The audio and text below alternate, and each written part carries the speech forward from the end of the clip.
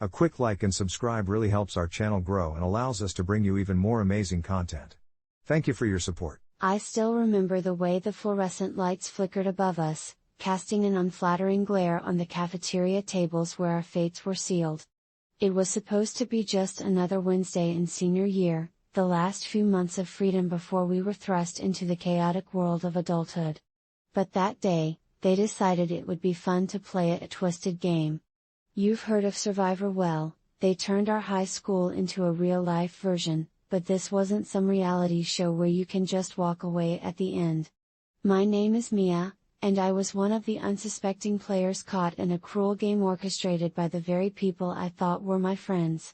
The ringleader, a girl named Ashley, was your typical queen bee, gorgeous, charming, but with a dark underbelly that few dared to confront.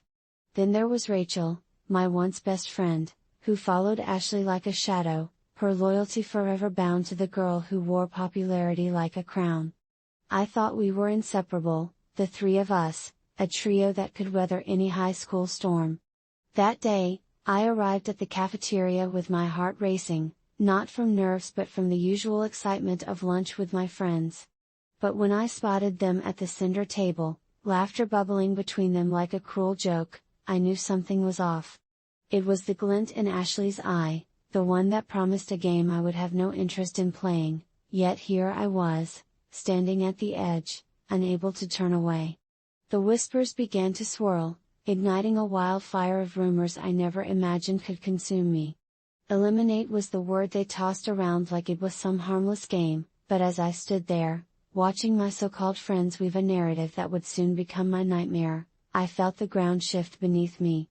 It was a typical high school move, the sort you see in movies. One moment you're in a group hug, and the next, you're staring down the barrel of social exile.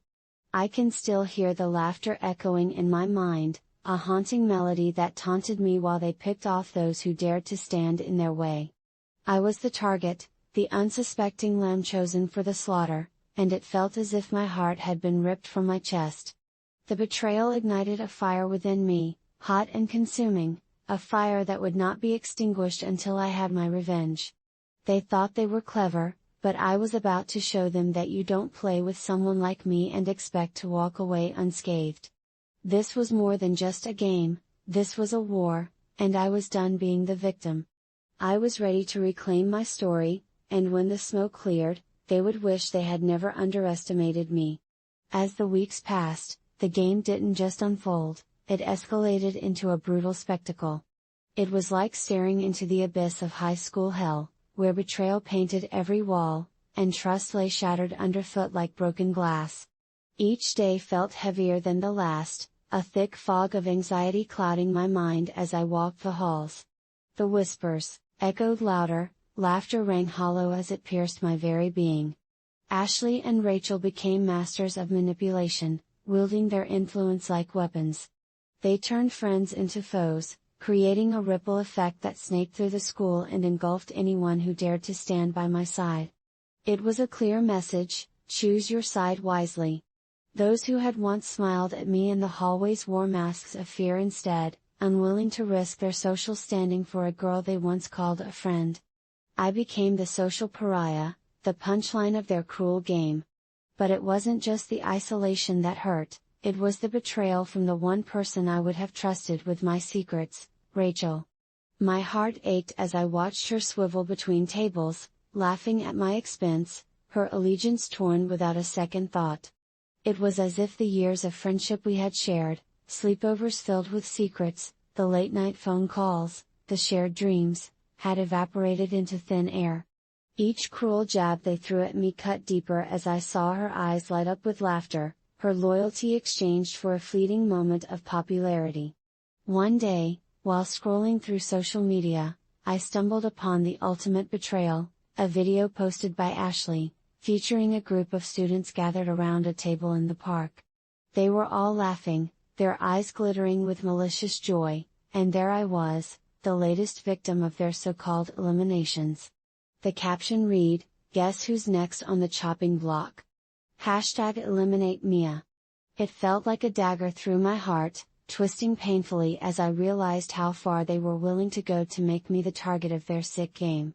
The justification for their actions was absurd, pretending it was all in good fun, a social experiment, they called it. But I knew better, this wasn't fun. It was a systematic dismantling of my spirit, an artful dissection of everything I had built during those fragile teenage years. With every laugh, every whisper, they stripped away my dignity, leaving me exposed, fragile, and aching for reprisal. The anger swelled within me, igniting a need that clawed at my insides. I was no longer just the girl they targeted, I was a volcano ready to erupt. The thought of revenge became an obsession, a balm for the wounds they had inflicted. I began to plot, gathering the pieces of my plan while the world continued to see me as the victim. I would show them that I was not someone to be toyed with. I started by quietly gathering intel, documenting their every move, their weaknesses, the things they were most afraid of. I watched as Ashley reveled in her power, her facade of invincibility masking the cracks beneath. And Rachel, the once warm-hearted friend who had abandoned me for the allure of popularity, began to falter too. I could see the strain in her eyes, the guilt lurking just beneath the surface, and I knew I could exploit that. With calculated precision, I began to spread whispers of my own, subtle enough to seem spontaneous, but pointed enough to shift the tide. Did you hear what Rachel said about you? Ashley's not all she seems. The seeds of doubt slowly took root, bloomed as the once group of friends began to splinter. The tension within their circle became palpable, the cracks widening with every passing day.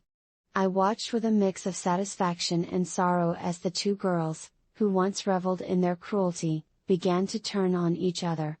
My heart raced at the sight of Ashley's confidence wavering, her glare sharp enough to cut glass when Rachel dared to question her authority. One afternoon, while I sat alone in the library, I overheard Rachel confiding in another girl, her voice tinged with regret. I didn't want it to go this far, you know. I thought it was just a joke. I hushed my breath, trying to stay unnoticed as I clutched my notebook tightly, a million thoughts swirling in my head. This was the moment I had been waiting for, the chink in their armor. I decided to plant a seed of discord that would blossom into chaos. The next morning, I compiled a series of screenshots from previous group chats, messages that exposed their plans to eliminate me, their laughter dripping with malice. I sent them anonymously to the students who had once idolized Ashley and Rachel, the ones who surrounded them like loyal subjects. I watched intently as the whispers began to take root, spreading like wildfire through the halls. The laughter that once echoed around them transformed into murmurs of concern, growing louder as the days went on. Ashley soon found herself on the defensive, her royal demeanor cracking under the weight of scrutiny. "Mia's just jealous," I heard her claim in a desperate attempt to regain her throne as the queen bee. But no one was buying it anymore. I could see her strutting down the hallway, her confidence faltering with every passing glance that suggested disbelief. The thrill of watching her unravel was intoxicating, but it came with a heavy heart. I had once loved that girl like a sister. But my revenge didn't end there. I started to expose more than just their cruel games. I tapped into the secrets I had carefully collected, Rachel's anxiety about her grades, Ashley's hidden fear of being unmasked as a fraud when it came to her beauty and charm. I spread rumors that hinted at the cracks in their carefully constructed facades, embellishing the truth just enough to make it sting. "Did you hear about Rachel? I heard she's failing math. I'm pretty sure Ashley is going to drop her the moment her GPA slips." The tables had turned, and suddenly, Rachel was the one getting snubbed in the halls, her old friends whispering behind her back, unsure if it was safe to associate with her. The look of confusion in her eyes as she searched for answers turned the knife deeper, and I struggled with the guilt that threatened to invade my triumph. "Why are you doing this, Mia?" Rachel confronted me one day as we crossed paths in the parking lot. "I thought we were friends?" Her voice trembled, and I could see the hurt reflected in her eyes, yet I stood firm. "You chose your side, Rachel. You decided that I was nothing more than a game to be played. I'm just returning the favor. The air between us crackled with tension as I turned to walk away, the weight of her betrayal crashing down on me like a wave. But the moment I stepped away, I felt a surge of power rush through me. This was no longer just about retribution. I was reclaiming my narrative, my identity, and it was exhilarating. But as the days turned into weeks, the situation spiraled even further. It began with an unnerving feeling one evening as I sat in my bedroom, shadows lengthening across the walls. I was scrolling through social media when I stumbled upon a picture Ashley had posted. In it, she was surrounded by the remnants of her kingdom, smiling friends, laughter frozen in time, their eyes glinting with their shared cruelty. I couldn't shake off the sense of violation that washed over me. How could they mock me so openly, having turned our bond into a public spectacle?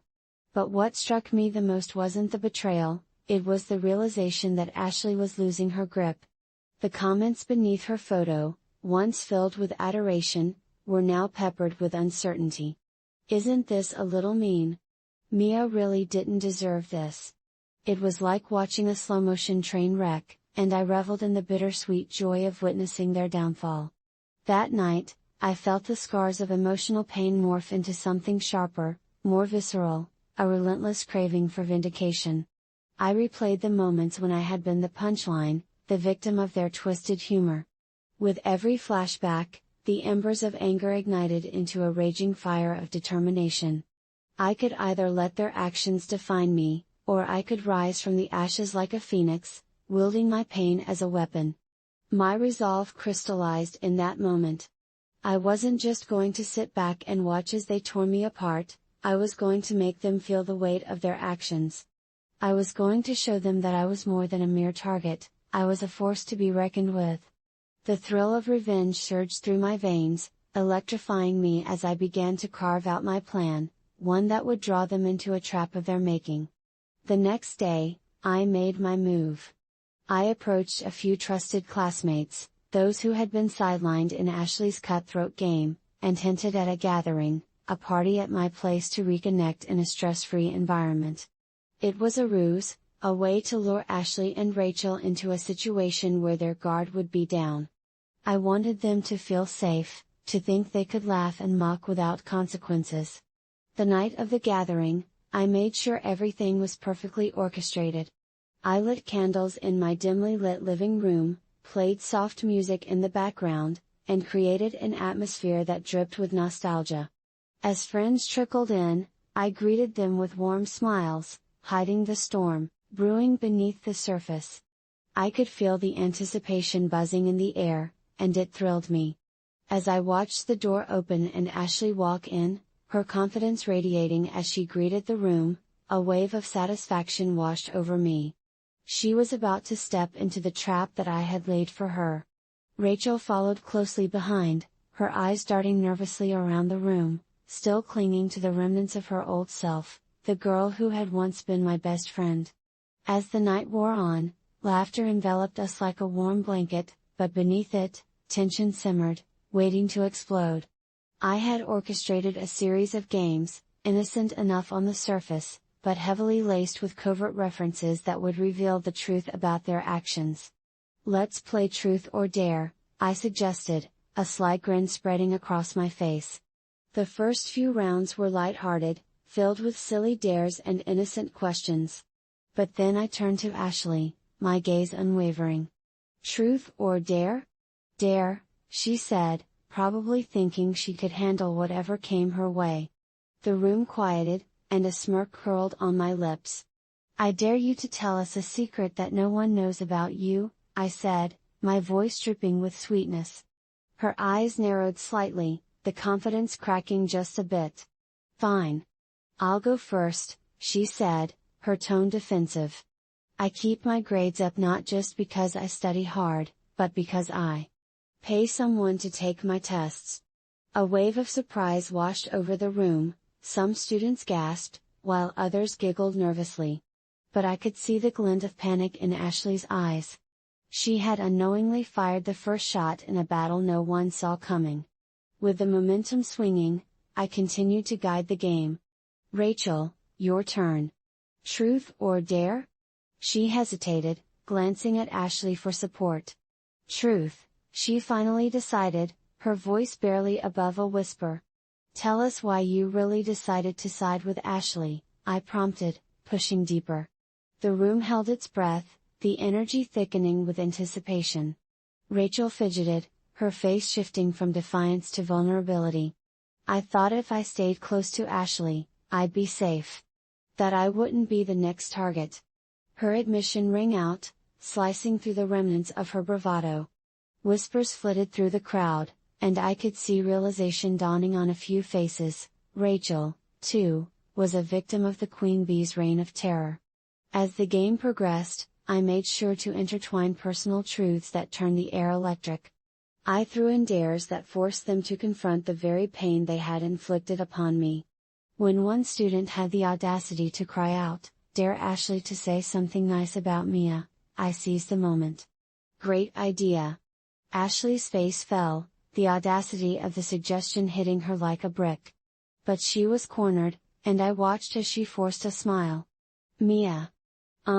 She exists. The laughter around the room was hollow, but it was a calculated jab that cut deep. I could see the discomfort ripple across her face, and for a moment, I felt a flicker of sympathy. But it was quickly extinguished by the thrill of the moment. The evening reached a crescendo when I introduced the ultimate game changer, an open mic session for confessions. Let's all share one confession from our time in high school. It can be funny, embarrassing, or revealing. Everyone shifted nervously, eyes darting, but I could see the mounting pressure. They had tossed me into the pit of public humiliation, it was time to turn the tables. One after another, students shared their secrets. Laughter rang out, but with each confession, I could feel the weight of Ashley's defiance crumbling. Finally, I stood up, my heart pounding. I'll go, I said, injecting enthusiasm into my voice. I confess that I was once proud to call Ashley my friend, but I no longer recognize her. The girl I knew would never hide behind a group to tear others down. She's lost herself in this cruel game of elimination. I paused, letting the words sink in. And Rachel, I know you thought you were doing what was best for you, but you sold out our friendship for a taste of popularity. You threw me to the wolves without a second thought. Gasps surged through the crowd, and at that moment, I saw their eyes turn from me to the duo who had orchestrated my downfall. The laughter quickly transformed the silence that ensued was thick and suffocating, like a tidal wave that crashed upon the shore, leaving behind the wreckage of what once was. I felt the eyes of my peers, once my friends, now uncertain witnesses to the unraveling of two people who had thought their power was unassailable. I stood there, my heart racing, the weight of my confession heavy yet liberating, my voice echoing through the tension. Ashley's face was an amalgam of shock and fury, her mask slipping as the realization set in that the very game she had orchestrated was now backfiring spectacularly. "How dare you," she spat, her voice rising to a shrill pitch, and it was like watching the queen bee lose her throne, her crown toppling into the dirt. "I dare you to tell them why you really started this game, Ashley." I pressed, the room buzzing with anticipation. I could feel the energy shifting, the collective breath of my classmates hanging in the air like a fragile thread. For a moment, she hesitated, caught between her pride and the pressure of the crowd. But Rachel, seemingly freed by my courage, piped up, "You started this because you were afraid. You were afraid of being forgotten, of not being the center of attention." Her voice cracked with emotion, and the power dynamics shifted once more, her own vulnerability cutting through the facade Ashley had built. "Shut up, Rachel. You don't even know what you're talking about." Ashley shot back, her gaze flicking nervously from Rachel to me, and then over the sea of judgmental faces that now surrounded her. I could see the facade straining, the cracks widening as the pressure built. But I wasn't done yet. "Oh, but I do know, Ashley. I know that you're terrified of being seen as human, flawed. But guess what? We all are, And hiding behind a throne built on the misery of others doesn't make you a queen, it makes you a tyrant. The words dripped with a bittersweet satisfaction, and I reveled in the truth spilling forth, freeing me from the chains of their mockery. The room erupted in murmurs, some students nodding in agreement while others watched with wide eyes, hungry for more. I know the truth hurts, but this is what happens when you make others your scapegoats, I continued, my voice unwavering. You think it's funny to humiliate someone, but it isn't. It's cruel, and guess what? The world isn't going to treat you kindly when you play God. As I stood there, a rush of adrenaline coursed through my veins. I could feel the power shifting, the tides turning. I could see the way the other students began to subtly distance themselves from Ashley. The whispers had morphed from doubts about me, the exiled one, to questioning Ashley's integrity. Did you hear how she's bullied Mia? One whispered. Maybe she doesn't deserve to be so high and mighty, murmured another. Ashley's expression morphed from rage to panic, and I could sense her desperation. You think this is going to change anything? You think you've won? I'm still popular, and everyone will forget about you, Mia. She shot back, but the tremor in her voice betrayed her. The facade was crumbling, she no longer exuded the confidence she once had. Is this really what you want to be remembered for? I asked, letting the question hang in the air. Is popularity worth losing your humanity? At that moment the days following that explosive night felt surreal, like waking up from a fever dream. The laughter and whispers echoed in my mind, but now they were different, charged with a newfound power. I could hardly believe how quickly the tides had turned. I had successfully exposed the cruel reign of Ashley and Rachel, and in the process, I had reclaimed my identity.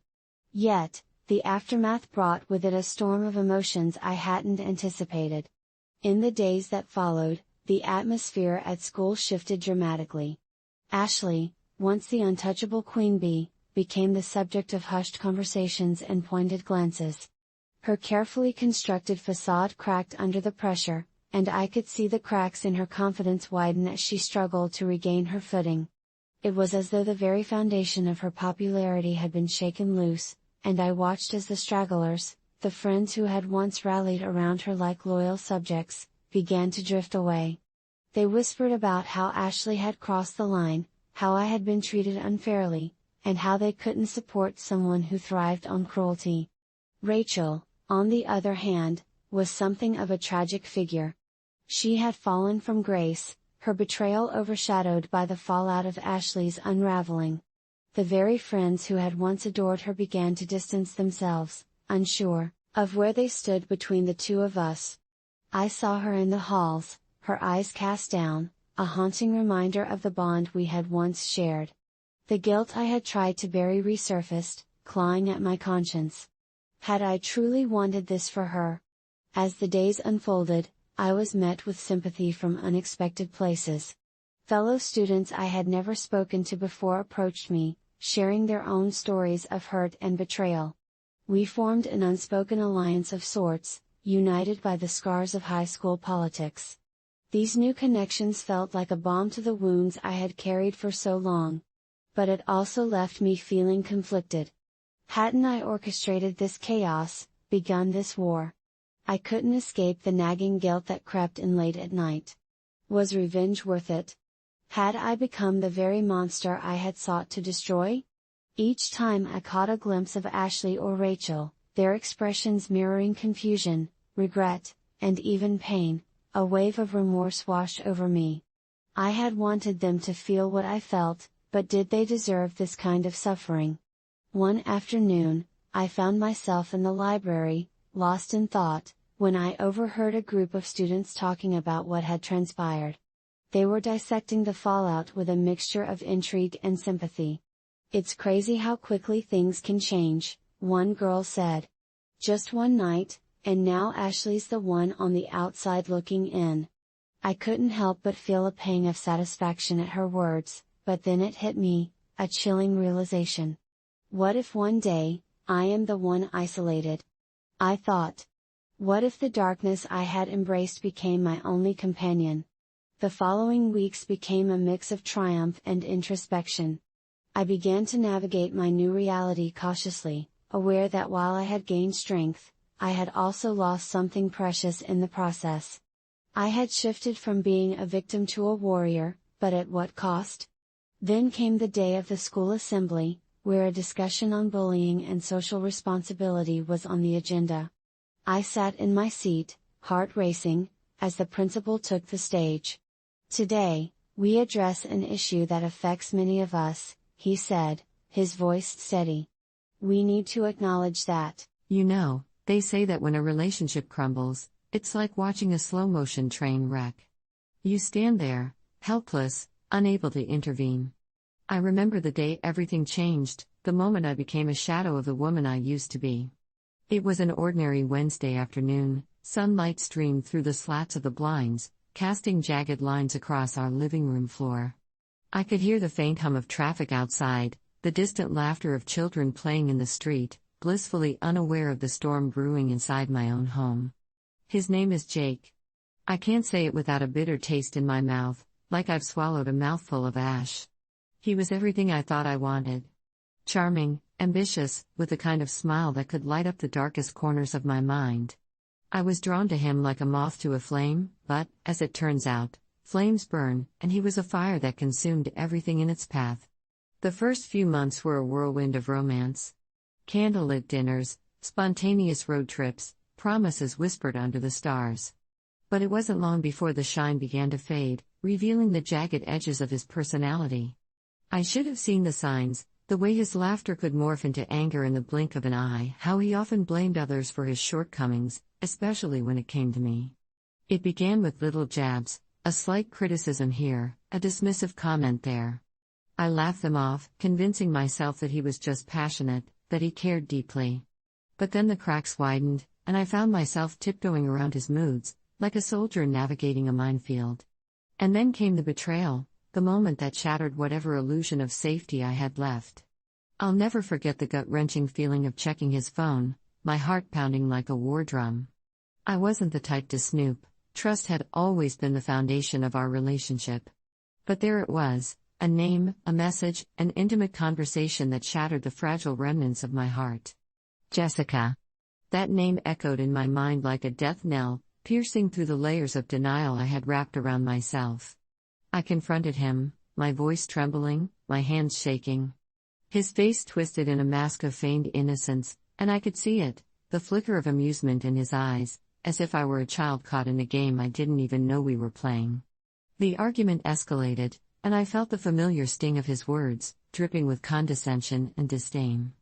"You're lucky to have me," he spat, "no one else would put up with your drama." That was the moment I realized, I was not just a victim of infidelity, I was ensnared in an abusive cycle that left me gasping for air.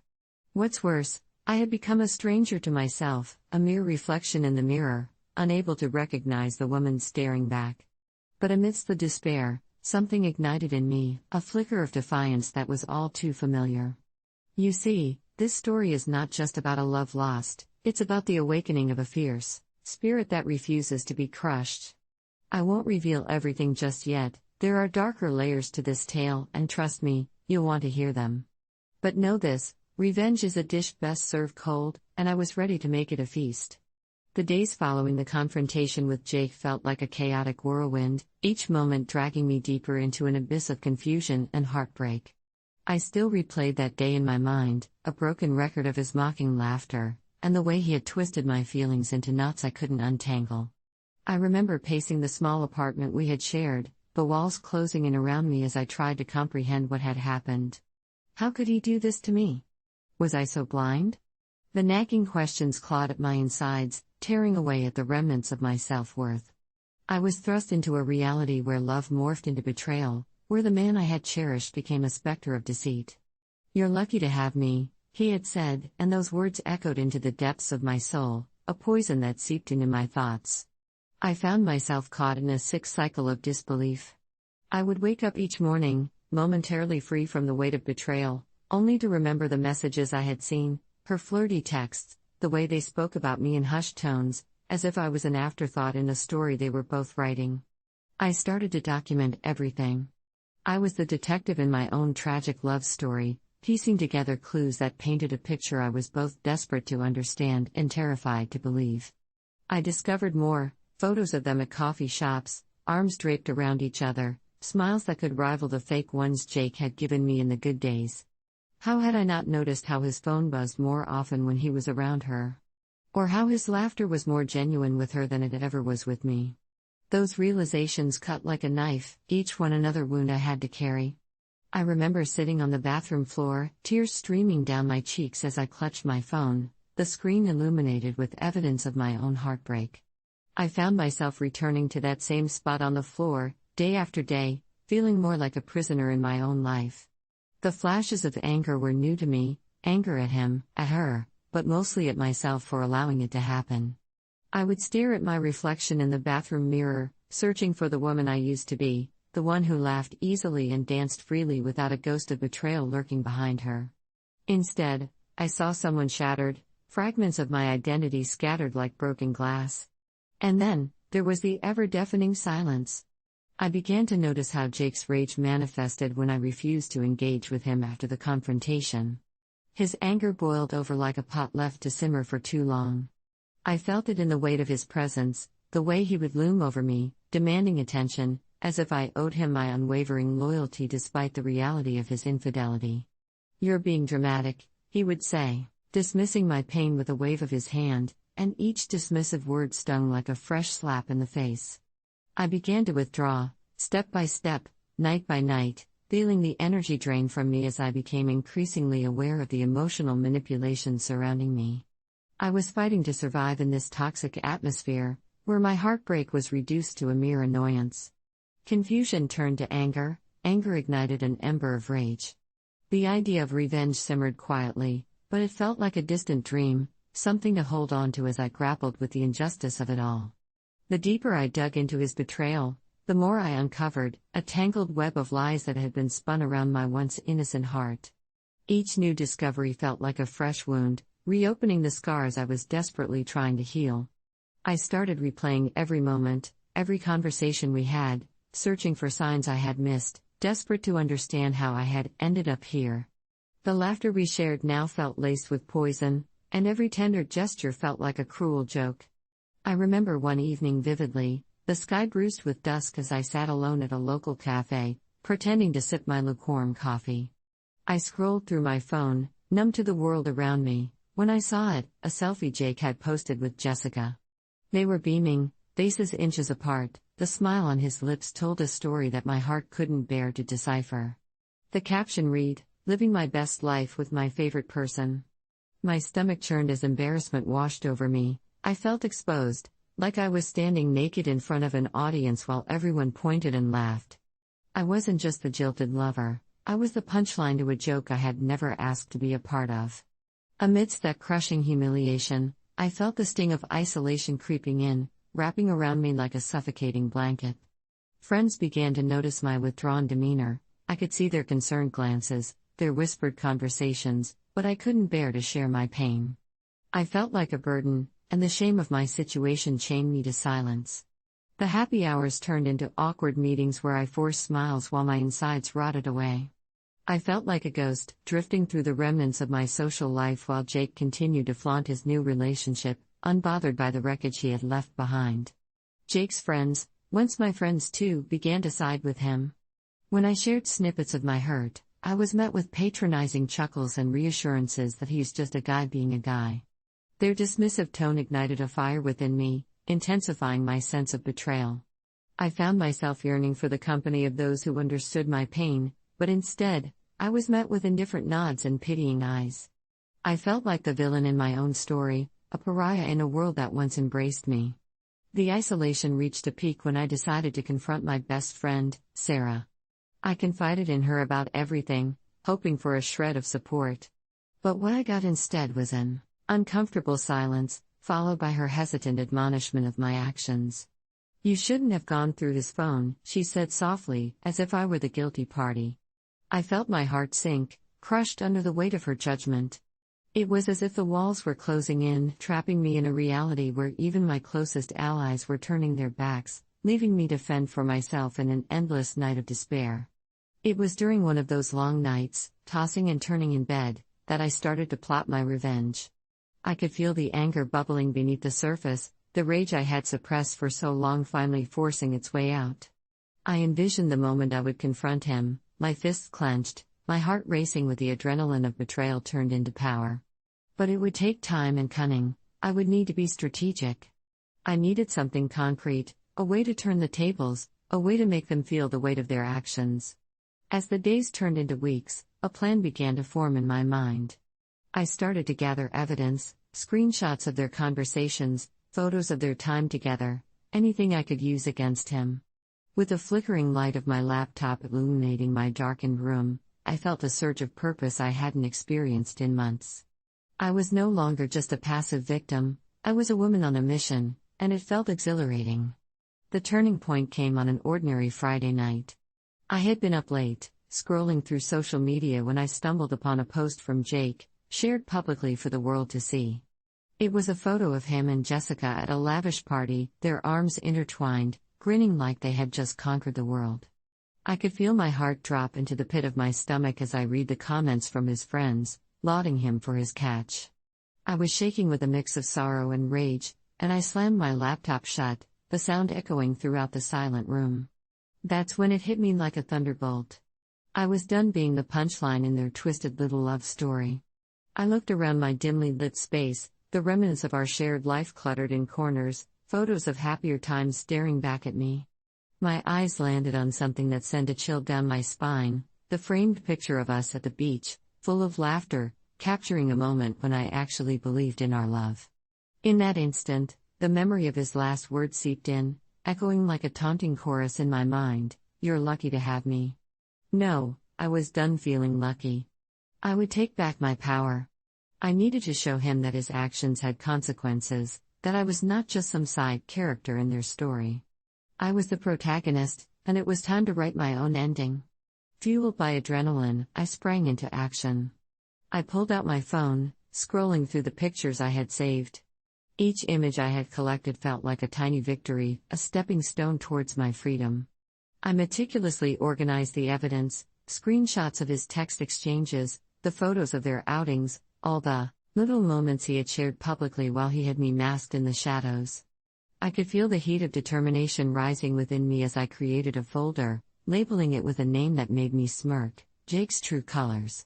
But the plan needed more than just evidence. I needed a way to weave the truth into a narrative that would hit them both where it hurt, their carefully curated images of happiness. The idea crystallized in my mind like ice forming on still water. I would confront him, but not just for myself. I would expose him to everyone who had been fooled by his charm, a public acknowledgement of his deceit. I envisioned sending an anonymous message to his friends, sharing the evidence and revealing the facade he had created. The final straw came when I overheard him on the phone one evening, laughing about how easy it was to manipulate me. I stood frozen behind the half-closed door, my heart racing as he bragged to someone about how I was too emotional to ever leave him. It was as if every fiber of my being was ignited by indignation. The reality of my situation became crystal clear. He had built a narrative around me, one that painted me as unstable and needy, while he strutted around as the misunderstood hero. At that moment, I realized I was done being afraid. The anger that had simmered beneath the surface erupted like a volcano, and all my fears melted away into determination. I would not just confront Jake, I would dismantle his carefully crafted illusion. I would take back my narrative, and I would do it on my own terms. I felt a rush of exhilaration as I plotted. I would gather this is where my detailed plan began to take shape, a meticulous blueprint designed not just to sting, but to dismantle the very foundation Jake had built his new relationship upon. It was time to flip the script, and I was ready to play my part. Here's how I envisioned it all unfolding. Step 1, evidence collection. I had already begun this process, but it was time to go all in. I meticulously scoured my phone for every shred of evidence that could help me. Screenshots of their flirty text exchanges, Instagram posts, Snapchat stories, they all went into their own folder titled Jake's True Colors. I wanted to ensure I had not just proof of his infidelity, but also material that highlighted his manipulation. I had to be careful not to draw attention to myself. I didn't want Jake to grow suspicious as I gathered this information. It meant I had to act naturally, engaging with my friends and maintaining a facade, even as I plotted in secret. Step 2: assemble my team. I needed allies who understood my plight and could help me execute my plan. I reached out to 2 close friends, Mia and Alex, people who had witnessed the unraveling of my relationship firsthand. Over coffee, I laid out my plan, showing them the evidence I had amassed. Their shock quickly transformed into support, and I could see the fire igniting within them too. Would they be willing to risk their friendship with Jake? I feared they might hesitate, wrestling with loyalties. But when I recounted the ways he had dismissed my pain and manipulated our circle, they were ready to back me up. Step 3: the social media setup. At this stage, I knew that the best way to expose Jake was through social media, his playground. I created a fake account using an alias that was just plausible enough to be believed. Armed with my collection of damning evidence, I began crafting a series of messages that would strategically unveil the truth to his friends. The messages would be timed to hit right when they were active, utilizing a mix of screenshots and personal anecdotes about my relationship with Jake. "Hey, I thought you all should know what your friend has been up to." I could almost hear his heart dropping when he realized it would be impossible to silence me. There was a risk of being unmasked.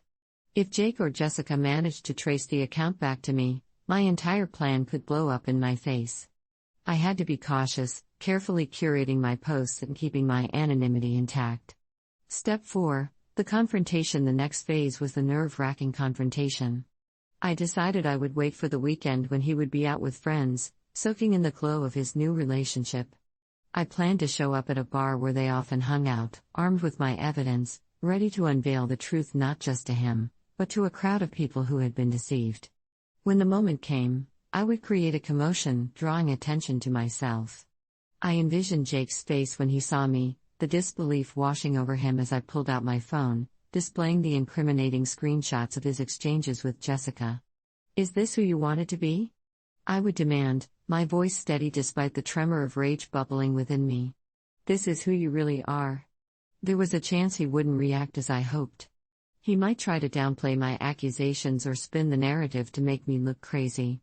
I had to prepare myself for every possible outcome, ensuring I could maintain control over the situation. Climax: the execution of revenge. The night arrived, thick with tension. I slipped into a black dress that hugged my figure, a symbol of my regained confidence. I took a deep breath, ensuring my phone was tucked away, screenshots ready to unleash. The dim lights of the bar flickered above me as I scanned the room, my heart pounding like a drum in my chest. I spotted him immediately, Jake, laughter erupting from his lips, Jessica's hand intertwined with his. They looked like a perfect couple, and it made my stomach churn. I felt a surge of adrenaline. This was it. I fought through the waves of anxiousness and made my way towards them, my friends Mia and Alex trailing slightly behind. The closer I got, the more I focused on the fury that had been building within me, a fire that had simmered for far too long. As I approached, I caught the glimmer of surprise on Jake's face when he spotted me. I could see the moment he realized something was off, his laughter faltered, and his smile faded. Jessica's face twisted in confusion, a shadow of doubt flickering in her eyes. I cleared my throat, a smile plastered on my face that felt more like a snarl. "Jake," I said, my voice cutting through the noise like a knife. "We need to talk." He blinked, disbelieving, glancing at Jessica, who looked ready to burst with curiosity. "What are you doing here?" he stammered, feigning nonchalance. "Just wanted to remind you of who you really are," I replied, pulling out my phone and holding it up for everyone to see. "You remember these, don't you?" I scrolled through the evidence I had meticulously collected, each screenshot illuminating the truth like a flash of light in a dark room. I could see the color drain from his face. The bar, once filled with laughter, began to fall silent. Faces turned towards us, drawn in like moths to a flame, curious about the unfolding drama. My friends stood back, watching, ready to support me, and I felt a palpable shift in the atmosphere. The tension was electric, vibrating through the crowd. Jake leaned forward, his brow furrowed. "What the hell is this?" he snapped, but his forced bravado didn't mask the tremor in his voice. I continued scrolling, flipping through the text that showcased his betrayal. Can't wait for our date next week? I read aloud, my tone dripping with mockery. Or how about, you make me feel alive like she never could. Sound familiar? Each word was a dagger, aimed not just at him but at the facade he had created. Gasps echoed around me, and I felt the weight of all those eyes on us, every eager listener drawn deeper into the chaos unfolding before them. I could see the confusion on Jessica's face morphing into anger, her trust unraveling with every word I spoke. Look, Jake began, his voice rising in an attempt to regain control, this is just a misunderstanding. Is it? I shot back, my anger boiling over. You think I'm the petty ex here? You've had me living in shadows while you paraded this lie around. You think I wouldn't find out? My heart raced, but I pressed on, throwing every ounce of anguish I had bottled up back at him. You're not just a liar, Jake. You're a coward. His face contorted, the anger within him flaring. The cacophony of shock and whispers erupted in the bar as I laid bare the truth, each revelation striking Jake like a tidal wave. The discomfort on his face was palpable, shifting from anger to bewilderment as he struggled to regain control of the narrative. I could see Jessica's eyes darting between us, the spark of doubt igniting her trust in him, and part of me relished the moment. The truth was a weapon, and I wielded it like a sword, cutting through the lies he had spun around us all. As the crowd began to murmur, I felt a sense of liberation washing over me, the years of fear and manipulation melting away like ice in the sun. The weight of my heartbreak felt lighter, replaced by the exhilarating rush of reclaiming my story. But in that moment of triumph, a dark realization pierced through the veil of my victory. The fallout wouldn't just affect him, it would ripple through our shared lives, dissecting friendships and revealing hidden loyalties. In the days that followed, the consequences began to unfold. Jake's rage erupted like a volcano, spewing venomous threats and desperate attempts to frame me as the instigator. You're crazy. This is a false narrative, he shouted at me in a public confrontation the day after the bar incident, his face twisted in fury. But I stood my ground, my heart steady in the face of his wrath. I had unveiled his mask, I wouldn't let him put it back on. However, the reality began to shift like sand beneath my feet. Friends I thought were loyal started to distance themselves. Some unfollowed me on social media, while others sent me half-hearted messages asking for peace. It felt as though a rift had formed, a chasm that widened every time I heard laughter echoing from the group I had once felt a part of. Jake's influence was potent, he had filled their ears with his version of the narrative, a twisted tale that painted me as the villain in this saga. As I sat alone at home one evening, scrolling through the memories that lingered on my phone, I felt the shadows of isolation creep in again. The heavy cloak of loneliness wrapped around me, thicker than before. I had sought revenge, but now I was grappling with the emotional wreckage left in its wake. I found myself staring at the framed picture of us once again, the irony of it all didn't escape me. It was a reminder of who I had been, a woman that felt whole, loved, and cherished. The woman who was now an outcast. Surprisingly, it was during this time of solitude that I began to piece together what closure truly meant for me. Revenge had felt intoxicating, but it didn't fill the void of betrayal or mend the friendships that had splintered. I realized I didn't need to hold on to resentment, I could let it go. I began to channel my energy into healing instead, working out, journaling, attending therapy sessions where I could finally be heard without judgment. I surrounded myself with those who truly saw me for who I was, not who Jake had depicted. It was months later that I found myself unexpectedly running into Sarah, my best friend who had distanced herself after the fallout. In that moment, I was prepared for hostility, for her to return to the narrative Jake had spun, but instead, I felt a tremor of hope. She approached me, her head bowed, and with a shaky breath, she admitted, I believed him, but I see it now. I should have stood by you. That moment of honesty touched a tender spot in my heart. Hey there, I'm Ruth. If you're watching this, I guess you're interested in revenge, perhaps you're on the brink of it yourself. But let me take you back to the moment that changed everything for me. Picture this, a small suburban town, the kind of place where secrets are buried behind white picket fences and friendly smiles. The sun was shining on a crisp autumn afternoon, and the leaves were a cascade of red and gold, but all I could see was the darkness creeping into my life. I was a junior in high school, just a regular girl trying to navigate the murky waters of adolescence. I had dreams of going to art school, sitting at my easel, and painting masterpieces that would make my mother proud. My mom is my rock, a single parent who always encouraged me to chase my dreams. She worked 2 jobs to give me everything, and I admired her resilience. But life was about to throw us a curveball that neither of us saw coming. Then there was Mia, my best friend since childhood. We shared everything, secrets, laughter, and even our fears.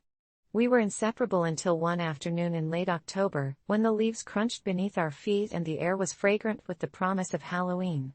That day, something shifted. I watched as Mia crossed paths with Jason Collins, a guy from our school with a smile that could charm the world. He was handsome, popular, and had a reputation for being a heartbreaker. I always thought he was out of reach for someone like me. But what I didn't realize was that Mia had her sights set on him, and soon enough, she was swept away into a whirlwind romance I never saw coming.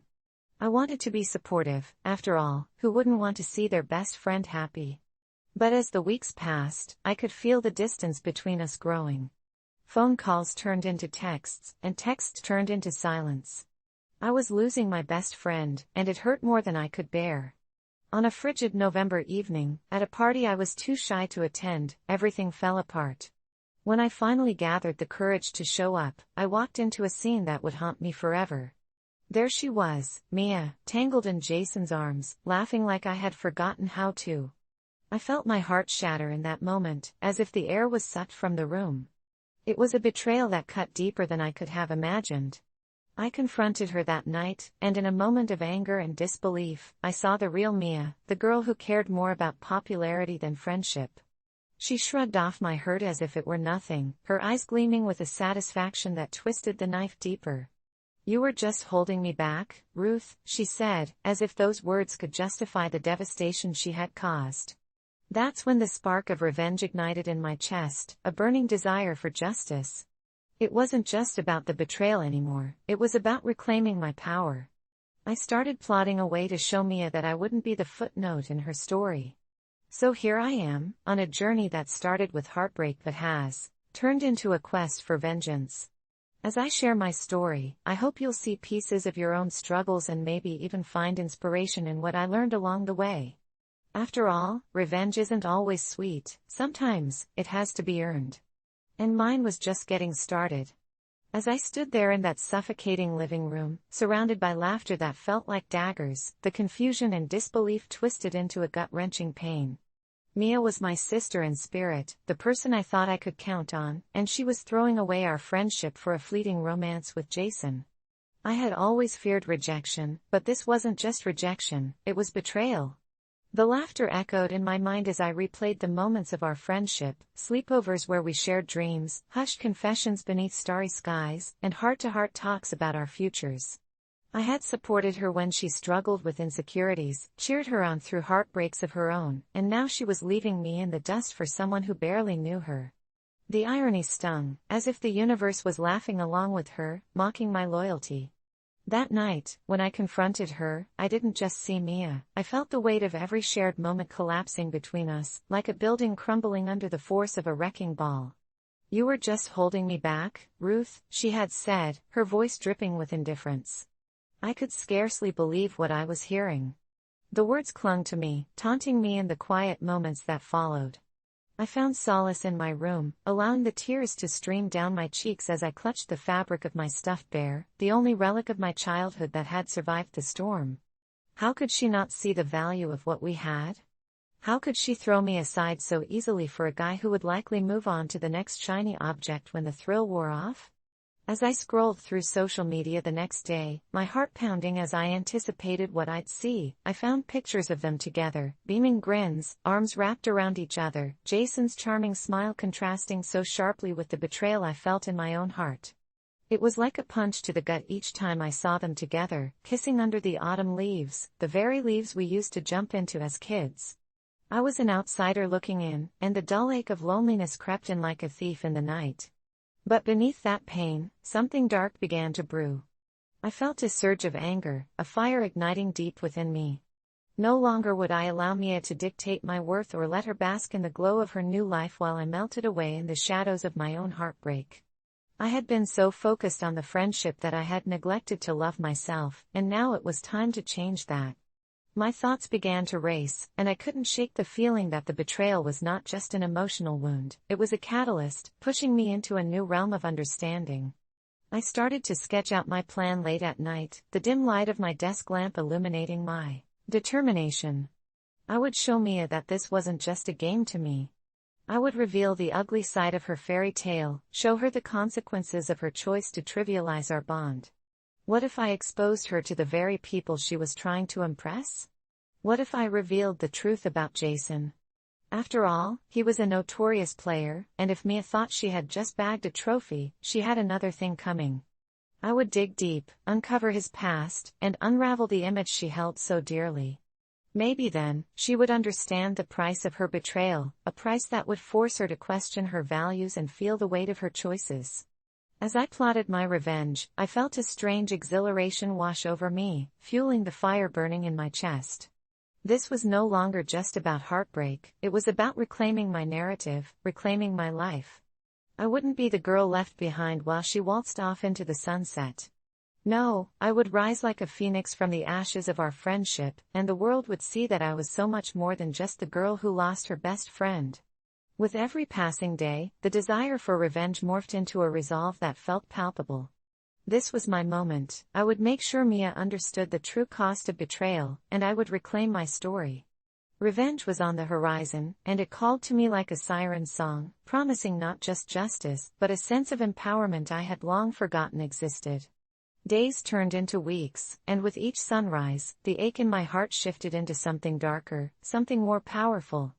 My anger transformed into a relentless machine, feeding off every moment of pain, every whispered secret shared between Mia and Jason, and every glance exchanged in the hallways of our high school.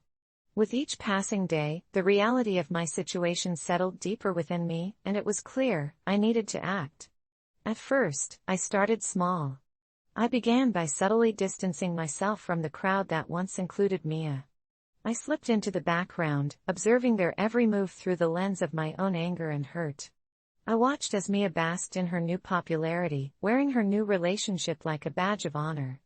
It gnawed at me, the way she flaunted her happiness, as if our years of friendship were nothing more than a forgotten chapter. One afternoon, while hiding behind the library stacks, I caught sight of Mia and Jason. They were huddled close, their laughter echoing off the walls like an ominous taunt. I could see her face alight with joy, and the rage within me swelled as I realized how far she had gone, all while I suffered in silence. The world around me blurred as I felt the suffocating grip of jealousy tighten its hold. In that moment, I knew I needed more than just petty revenge. I needed to unravel the very fabric of the fairy tale she was living. I wanted to expose the truth beneath the smooth surface of Jason's charm. My heart raced as I remembered the rumors I had heard whispered in the school hallways about him, stories of broken hearts and lies. I had to dig deeper, and I knew just who to ask. I reached out to Jenna, a girl from the cheer team who had once confided in me about Jason's past conquests. Over a lunch that felt charged with unspoken tension, I kept my voice casual as I asked her about him, pretending to be curious rather than vindictive. She obliged, recounting tales of how Jason had played with the hearts of several girls, leaving them shattered in his wake without a second thought. My heart raced with anticipation as I took in every detail, every sordid story. They began to formulate a plan in my mind, a way to strike back at Mia without revealing my hand just yet. I spent hours assembling evidence, screenshots of messages, whispered confessions, and even a few candid photos I'd gathered from social media. Each piece felt like a dagger, a testament to the truth that lay beneath Jason's polished exterior. I could almost feel the weight of it in my hands, and the thrill of revenge electrified my veins. But as my plan started to take shape, the escalation took a darker turn. I began to notice the changes in myself, the way my heart hardened with each passing day. I was consumed, layered in a cold anger that eclipsed my grief. I wasn't just plotting revenge, I was transforming into someone I barely recognized. I would look in the mirror and see the shadows under my eyes and the tightness in my jaw. Where once I had been filled with dreams of artistry, I now saw a girl driven by an insatiable desire for retribution. Then came the moment I had been anxiously waiting for. One afternoon, as the sun dipped low in the sky, I found myself standing outside the gym, the excitement almost palpable. I had orchestrated my chance, and now it was time to unleash my plan. During basketball practice, I sent a message to Mia anonymously, teasing her with the promise of some interesting news about Jason. I could picture her face as she read the message, confusion and curiosity mingling in her expression. A part of me felt a twinge of guilt, but it was quickly drowned out by the thrill of what I had set in motion. I watched as she paced outside the gym, her phone glued to her ear, desperately trying to decipher who had sent the message. My heart raced with every moment of uncertainty, and the satisfaction of knowing I had her on edge was intoxicating. And then, like a cruel twist of fate, everything spiraled. Mia confronted me the following day, her eyes blazing with rage and hurt. "Did you send that message?" she demanded, her voice shaking with emotion. For a fleeting second, guilt lanced through me. I had been so focused on my revenge that I hadn't considered the ramifications. But the answer was clear, I couldn't back down now. "No," I said, my voice steady despite the chaos swirling within. "But you should really find out who it was." I watched as realization dawned on her, the flicker of fear in her eyes igniting my sense of satisfaction. But that satisfaction quickly turned to dread as I began to see the consequences of it. Was the day after Mia confronted me that everything changed. I was sitting in my room, the soft glow of my desk lamp illuminating the pages of my sketchbook, but I barely noticed. I was lost in thought, the adrenaline of the confrontation still coursing through my veins. I could still see the anger and betrayal etched across her face, and it stirred something within me, a mixture of exhilaration and dread. This was no longer just a plan of revenge, it was becoming an obsession. The phone buzzed next to me, pulling me out of my thoughts. It was a group chat with a few remaining friends from my art club. They were talking about a party at Jason's house that weekend, a gathering that would mark the height of his and Mia's new relationship. As I read through their messages, a wave of disgust washed over me.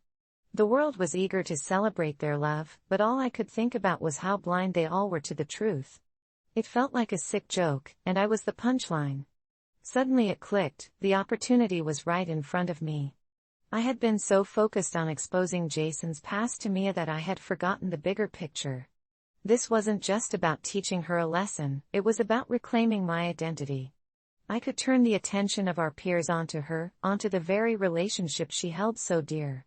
If I played my cards right, I could make Jason an outcast, and in the process, ruin Mia's precious fairy tale. The thought sent a shiver down my spine, but there was a strange sense of clarity that accompanied it. This was my moment. I could feel the thrill pulsing through me, the darkness that had settled in my heart igniting into a reckless flame of determination.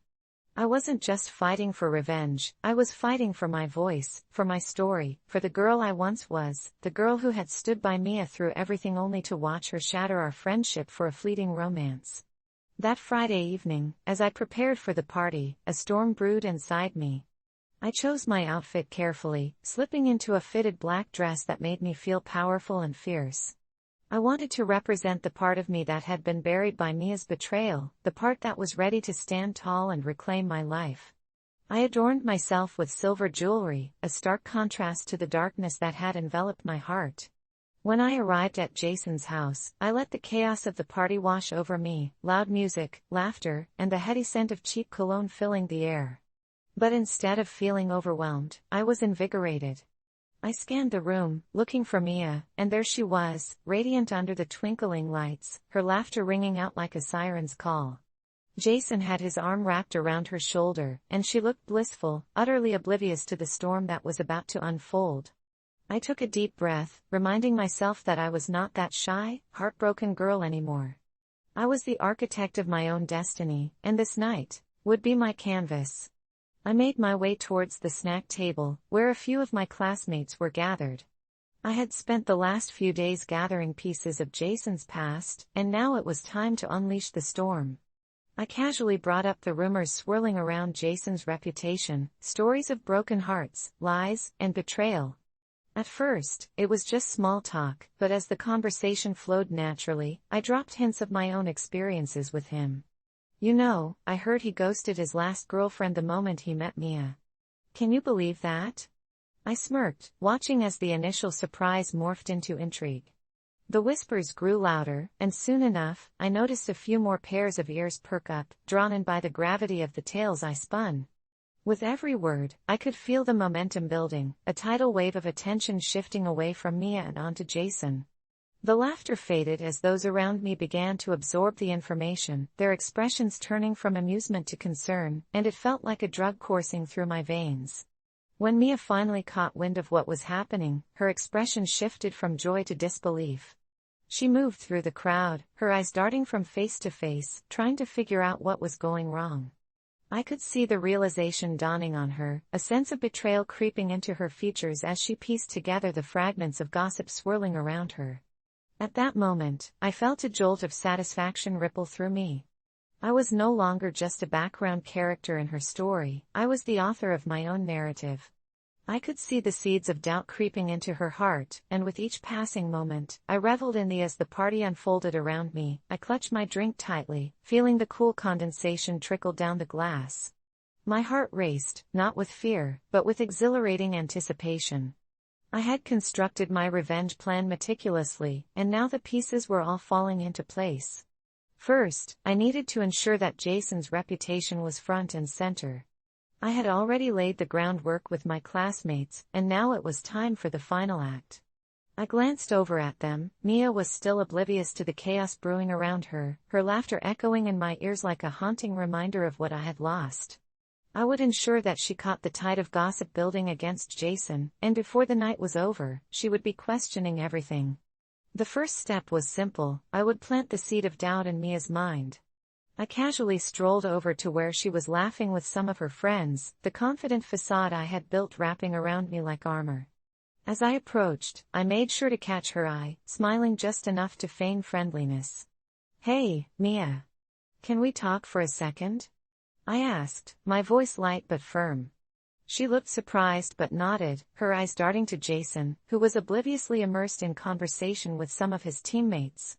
We stepped a little away from the crowd, and I could see the curiosity etched on her face. "What's up?" she asked, a hint of tension underlying her cheerful tone. "Have you heard the rumors about Jason?" I asked, feigning innocence. "I mean, it seems like everyone is talking about him tonight." Her expression shifted slightly, confusion mingling with the flicker of anxiety. "What do you mean?" she asked, tilting her head. "Oh, nothing too serious," I said, letting the tension build. "Just some things I've heard about how he treated his last girlfriend. You know, things that might make you think twice." I could see her heart start to race, the smile fading as doubt crept into her mind. "What do you mean? What did he do?" she pressed, her voice almost a whisper now. I leaned in closer, lowering my voice conspiratorially. "I heard he ghosted her right after they got together, left her completely crushed. It's weird, right? You think he'd be different with you, but..." I let the sentence hang in the air, watching as her expression shifted from confusion to shock.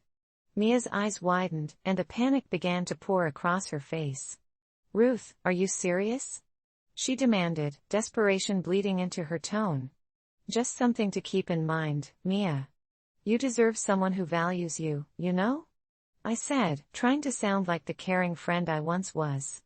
But underneath it all, there was a thrill coursing through me. I was planting seeds of doubt, and they were taking root with every word. Next, I needed to enlist a few key people to help amplify the gossip. I made my way back to the snack table, where Jenna was chatting with a couple of other girls from the cheer team. I had gotten close to Jenna over the past week, and I knew she had a big mouth. "Hey, did you hear what Mia just found out about Jason?" I asked casually, leaning against the table. "What?" Jenna asked, intrigued. I smiled, letting the rumor slip from my lips like a delicious secret.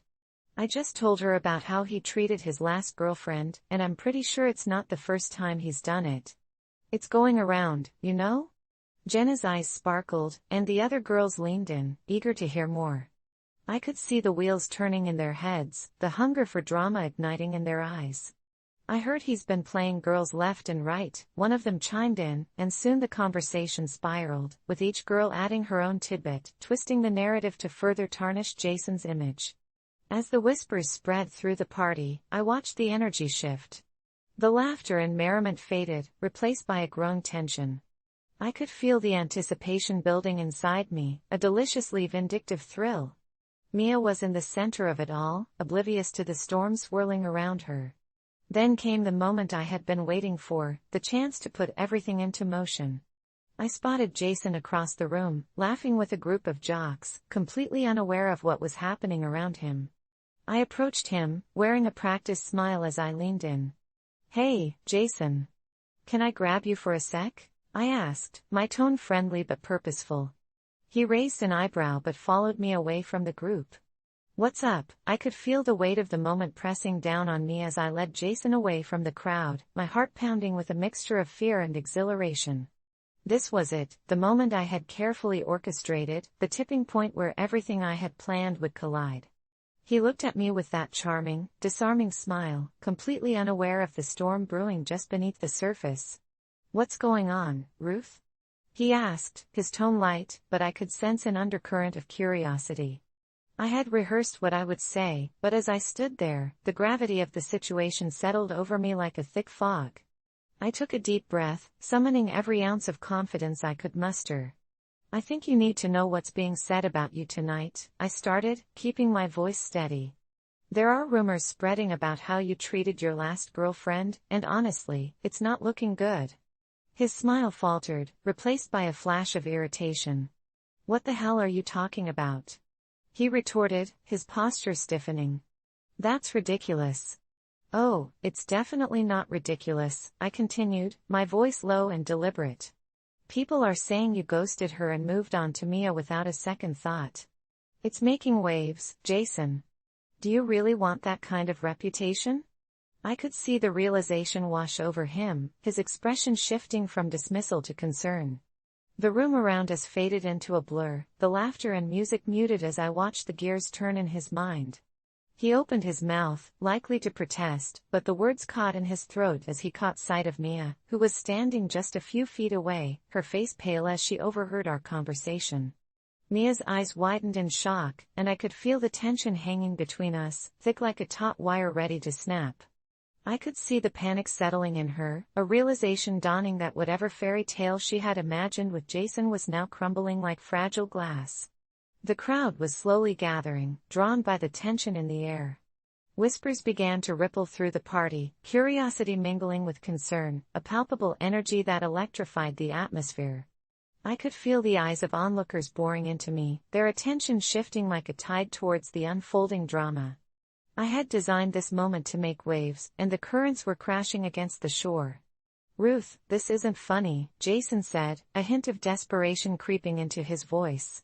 "You're trying to stir something up that isn't there. What's wrong with you?" The defiance in his tone ignited a fire within me. "I'm just trying to make sure Mia knows the truth." I shot back, my emotions spilling over. "You think you can play with people's hearts and not face the consequences? You're wrong. You need to own up to your actions." Mia stepped forward, her voice trembling as she cut in, "What did you say?" I could see the hurt and confusion written across her face, a painful contradiction to the joy she had radiated earlier that evening. "Just telling Jason about how people are talking," I said with a sweet smile, letting the satisfaction sink in. "You were just so happy, but maybe it's time you knew the truth about him." Jason's expression twisted into a mask of anger and annoyance. "This is ridiculous," he spat, but the way his gaze flickered back to Mia told me my words were sinking in. "I didn't ghost anyone. That's not how it happened." "Then what is the truth?" I challenged, my adrenaline surging. The crowd had grown, everyone leaning in, and I felt a surge of power with all eyes on us. "You can't just dismiss the hurt you've caused. You think it's a game?" Mia's face was a whirlwind of emotions, betrayal, anger, confusion, and the flicker of realization that perhaps this relationship wasn't as perfect as she wanted it to be. The moment was becoming unbearable, and I could see the internal battle raging within her. You really think I'm like that? Jason sneered, but the bravado was fading. I care about you, Mia. I thought you knew that. Then why are people saying these things? She shot back, her voice trembling with disbelief. Why is everyone talking about it? A murmur rippled through the crowd, fueled by the growing tension. Jason opened his mouth, likely to defend himself again, but I wasn't about to let him twist the narrative back in his favor. I leaned in closer, my voice steady, because it's the truth, Jason. You can't hide behind your charm and good looks forever. Mia's eyes were darting between the aftermath unfolded like a slow-motion movie, every moment stretching out as the tension coagulated in the air. The party that had been filled with laughter and light turned into something starkly different, a crucible of confrontation. As the crowd closed in, their faces alight with curiosity and a hint of concern, I felt an electric charge in the atmosphere, a tangible sense of reckoning. Jason's bravado crumbled. He glanced at Mia, his confident facade cracking under the pressure of her gaze, which was filled with betrayal and anger. Mia, just listen. It's not, he began, but the words fell flat.